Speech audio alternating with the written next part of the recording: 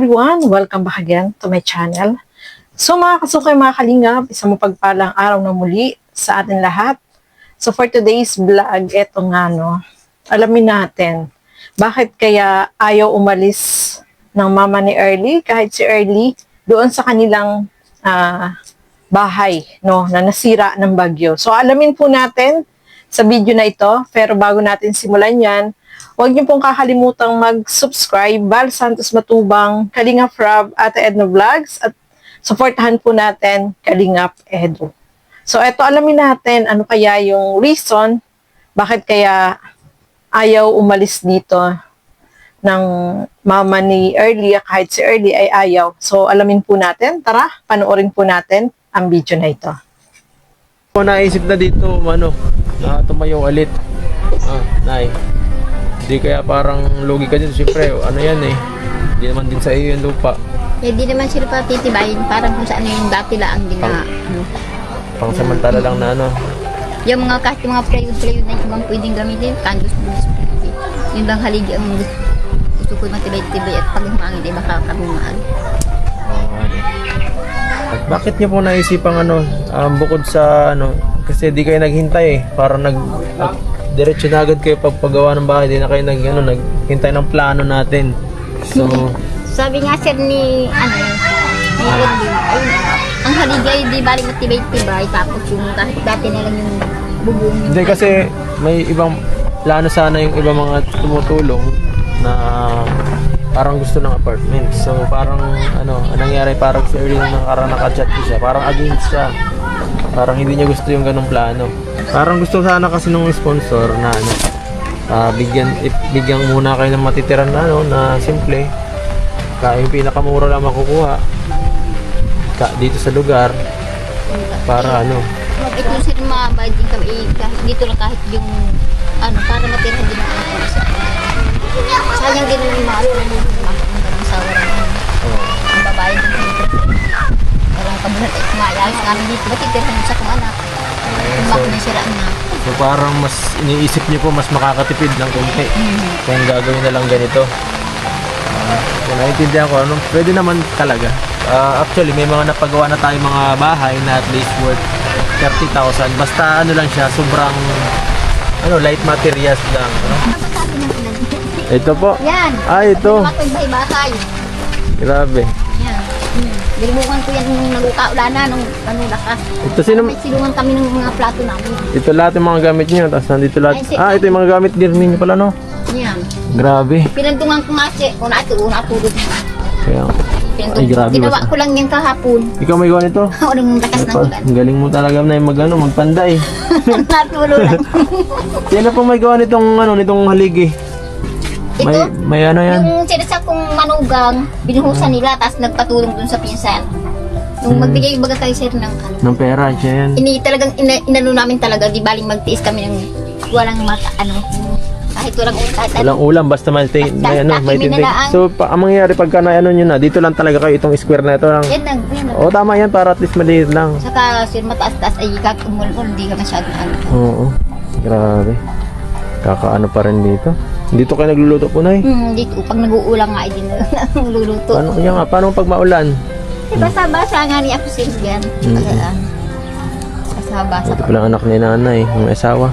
Hiraman kapal na yan, hiniram ko yung sa kapitbahay, ay gusto ko na sa ulit nakakahiya. Uli na natin yan. So dito mailagay, lalagay ko sana dito. Hindi na sa akin. Din sa hiram lang. Hiniram ko lang yun. Ba, naawa sa'yo? Hiniram ko lang nga. Kung may nagdiba din yung balkon nila. Maliwanag na sa bahay niyo po. Yun lang maging maganda dito sa bahay niyo, maliwanag na pag umaga. Ang dilim-dilim sa loob ko, napasok tayo dyan So karoon nga gamit dito namin. Saan? Dito yung ilo bagasan. Paggabi. Ganito Kasi di kayo makakakain dyan sa loob, no? Sikip kami sir dito na. Ito gamit namin dyan. Kalagay-lagay lang yun dyan. Ano yan? Ito ilawan namin. Dyan ang bahay. Pag kami nagluluto, dito namin ilalagay.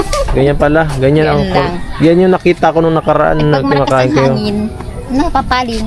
Kaya kawawa ngayon sila Early. Grabe. Ang ulam nito. Grabe, ang sarap ng ulam. Ang ulam nila Early po ay golden blue. Golden blue. Ang hirap na banggitin Masarap. Mga good news yan. Good news, mga kalingap. Tunay. So, una, may mga nagpapaabot kasing tulong para kay Early. Una sa lahat, galing kay Tito Dins, binawasan ko muna yung kanyang bahay. Sabi daw, ibigay ko muna sa inyo yung iba. So, Tita Dins, salamat po yan, 5,000. At yan, galing ito yung sa yung nakarang kulang. Ayo. Nabitin eh. Thank you po kay Tita. Yan, Tita Dins. Maraming salamat po. Grabe. So, yan, di pa yan. Mayroon pa. Grabe. At so, sigurado baka magawa na agad yung pang ano ng bahay niyo. Grabe, thank you po. Pang dingding. Thank you po, thank you po. So, ito pangalawa, galing naman to sa KEG. So, Kalingap Edo Global Supporters. Opo, Yan. thank you po. Matagal na. Grabe, tagal na itong tumutulong din sa ating channel. Ano? Opo. Siguro mga 2 years ago na. Simula nung na-establish yung grupong to. Opo. Grabe. Thank you so much po sa KEGS. So, ayan po, no, mga kasukay, mga kalingap. Grabe, no? Sobrang kawawa itong family ni Early dahil nakita po natin na talagang yung dating bahay nila, no, na alam natin na sira na din talaga to, ay talagang bumigay na at bumagsak na po, no, mga kalingap. So, sobrang nakakalungkot lang kasi ito yung tirahan nila simula't simula noon hanggang sa ayan po, nawasak na nga po ng bagyo na si O1. So, talagang sobrang kawawa po yung sitwasyon nila ng mga kalingap. So, nagtayo sila ng kahit papaano na maliit na meron lang silang matuluyan. So, ang balak sana ng sponsor na gustong tumulong sa kanila ay kumuha ng apartment para kahit pansamantala, kasi alam naman po natin na pagagawan din naman siya ng bahay ni Kalingap Edu. So, naitanong po natin dati yan, nung umakyat sa Sakaraba na kung kailan pasisimulan yung bahay nila Early. So, ang sagot dyan ni Kalingap Edu ay siguro by April o ngayong summer, kasi ngayon daw is ulan ng ulan. So, para daw mas mapabilis yung paggawa kasi mahirap naman kapag ulan ng ulan, eh syempre yung nagagawa ay maabala din, no? Mahirap magpagawa kapag ganoong buwan, kagaya nitong buwan na to, no, mga kalingap, ulan ng ulan. Lalo December, palaulan po yan. So, ayan nga, ayaw nilang umalis diyan kasi syempre, diyan sila nasanay.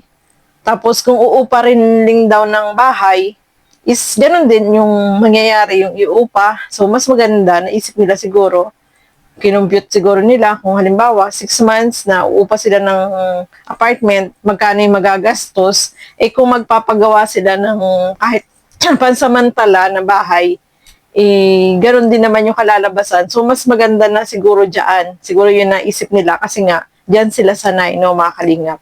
So, sabi nga ni Kalingap Edu, okay lang yan, pwede naman yan, kasi nasa kanila naman po yan, no. Kasi ayaw nga nila, syempre, maghahakot pa ng gamit, lilipat, so, abala pa. So, kung dyan sila, ipapagawa lang naman yung tama lang, na maliit na pwede nilang matirahan pansamantala, kasi nga habang inaantay din yung pagpapagawa nila dun sa lilipatan nilang bahay na ipapagawa ni Kalingap Edu. So, mas pinili nila na dyan, no, mga kalingap, at saka dyan sila sanay. So, kailangan din talaga nila na dyan kasi yung negosyo na ginagawa ng mama ni Early is nagluto-luto, di ba?